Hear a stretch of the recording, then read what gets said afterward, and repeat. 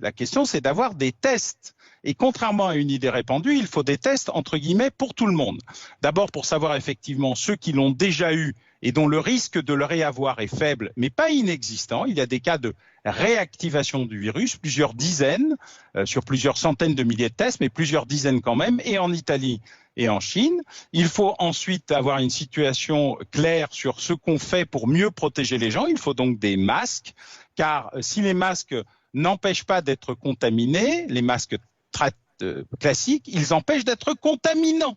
Et de ce point de vue-là, il n'y a pas de sujet. Il faut effectivement accepter des nouvelles dispositions, des hygiaphones, des espaces plus importants, des temps plus importants, et on peut ainsi réouvrir progressivement les choses, y compris les Danois viennent de réouvrir leurs écoles, mais d'abord pour l'essentiel dans les cours et pas à l'intérieur des classes, sans cantine, avec non pas des gestes barrières très développés, mais ils ont considéré que le port du masque ou la geste barrière pouvait être un jeu, et surtout ils ont notablement réduit les effectifs. Donc tout ceci nécessite des procédures lourdes et longues, mais en quelques semaines, progressivement, on peut effectivement rouvrir un pays à condition d'avoir les moyens. Et vous avez pu noter que depuis le début, l'essentiel de la communication gouvernementale vire sur la gestion de la pénurie plus que sur le mode d'emploi du déconfinement.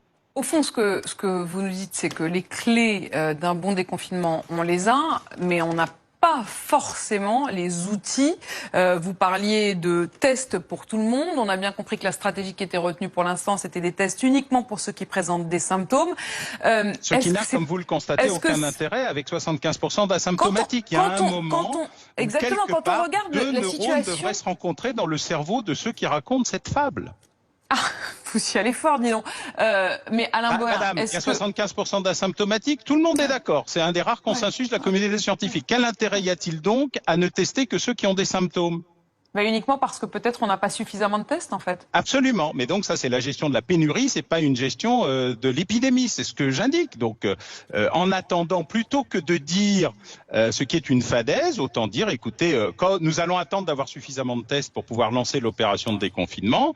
On en fabrique 500 000 par semaine. Peut-être va-t-on en fabriquer 1 million, ce qui nous permet peu à peu de déconfiner des territoires, des espaces, etc. Dire la vérité. Les Français ont parfaitement compris ce qui se passait. Ils se sont adaptés d'une manière absolument invraisemblablement remarquable aux conditions extrêmes qui leur sont imposées, comme les Italiens dont on nous expliquait que c'était un peuple rebelle et indiscipliné.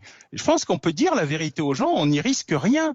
Par contre, continuer les périodes de oui masque, non masque, les uns disent oui, les autres disent non, 3 conseils scientifiques, l'Académie des sciences, le désordre dans la communication est ce qui est en train de tuer la cohérence de l'action publique.